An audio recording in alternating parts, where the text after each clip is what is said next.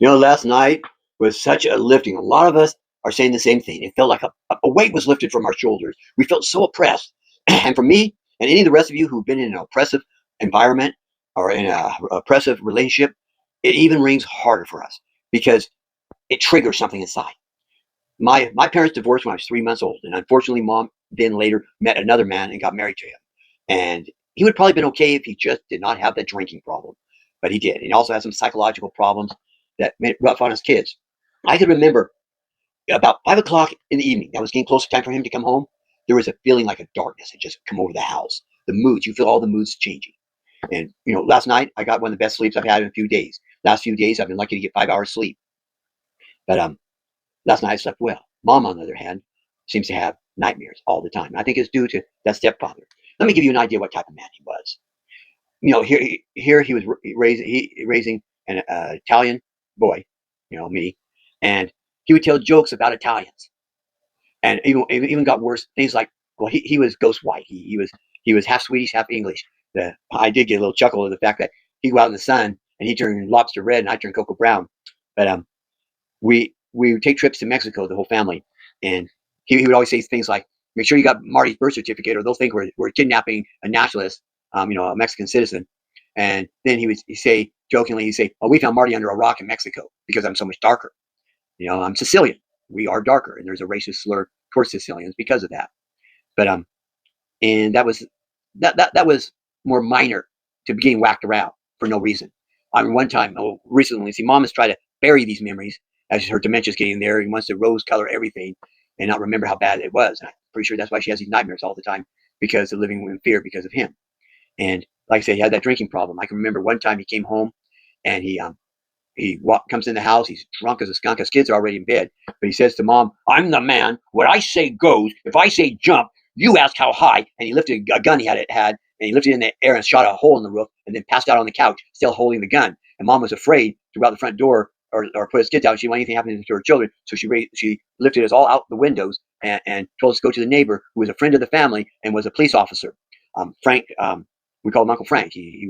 Um, he rose in the L.A. Police Department to, I think, captain. But anyway, because his connections in the police force, Uncle Frank was able to smooth it over so the police report didn't go in about the gunshot, because another neighbor had called up the police hearing the gunshot. My stepfather had a top secret clearance, and if that had got the police report had been filed, he would have lost that clearance. But that was the idea, what type of man. Like I said, mom's trying to bury those memories, and she was looking at some of the old pictures. I must have been about 10 or 11 in the picture, and we'd gone to the Grand Canyon, and we're there, and we're beside my two younger half brothers and my baby sister, and and he's trying to get us to pose just right. And kids are antsy and they're moving around, not exactly doing just the way he wanted, but he'd probably been drinking, so his patience wasn't too good, and he got angry because I wasn't posing just the way he wanted. And he came over and whacked me across the face. And I said to Mom, "Well, look closer at that picture. You see, I'm pouting. There's no way I was going to smile. That jerk just came over and slapped me across the face because I wasn't posing just right." And in a moment of honesty, Mom said, "Yeah, he probably was drinking." Good chance that his way would be with him. But it was that type of oppression and feeling of gloom as it was time for him to come home. And I made up my mind I was going to move out as soon as I could. So I started working. I took whatever jobs I could as a teenager. And even before we were really legally supposed to be working, and saved up my money. And I convinced my grandparents to let me move in with him. So at 16, I moved out. And my grandfather said, "Well, about time you hit your teens, he stopped hitting you because you were getting in fights." And I was beating up the bullies. And I took a little pleasure in it. And my grandfather said that your stepfather was a coward. And he was only brave if he thought he had the upper hand. My grandfather got into it with him one time when my stepfather grabbed my cousin. My grandfather said to him, "We pretty much kept our mouth shut because those boys you're raising them as your sons. We didn't think it was our place to step in. But Randy is not your son. He's a nephew. You lay your hands on him again, I'll take matters in my own hands." And Grandpa shut him down.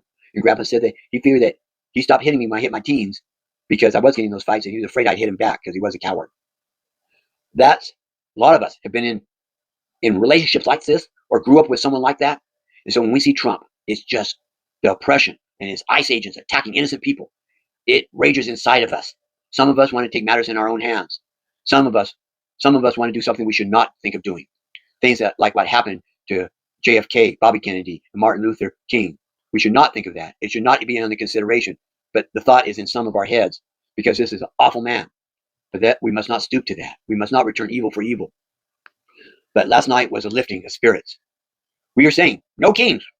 Donald Trump, you will not be a king. We will not accept you as a dictator. The American people are saying no to fascism. There were Democratic victories all over the country, even in deep red states, because the American people are saying no. We will not accept authoritarianism, whether it's from the far right or the far left. No is the answer. We don't need to be dictated to. We are free people. We will stay free. We will die free. Better death than slavery. This will end. And maybe, just maybe, we will push the pendulum far enough that we'll get some of the liberties we needed. Reparation to those who were mistreated, stolen, land stolen from them, life stolen from them, enslaved, abused, and repressed throughout the history of this country. Perhaps we will have universal health care, like an improved Medicare for all, where there's no Medicaid, just everything's under that Medicare. Any medical procedure you need is covered. You become elderly to the point and you need to have aid, you're given it. You don't have to sell off everything you have. You can leave it to your kids, and it's covered because we pay the taxes for that all our lives. We will have livable wages so everybody can afford. Minimum wage should be $25 an hour, not $7. Everybody should be able to retire with dignity at 60 years of age. That means with enough money that you don't have to go without. Every child should have quality education from kindergarten through getting a PhD, free of charge. Health care covered, as I said, retirement covered, good wages, equality. That's making America great, finally. It has not been great yet, but we can finally make it great. And maybe, this could be the irony of it all. Donald Trump might actually make it possible to make America great because of our reaction to his evil. Thank you for listening to me. I hope your spirits are lifting. And remember this always, friends, you are not alone. Together, we will overcome this evil. Thank you.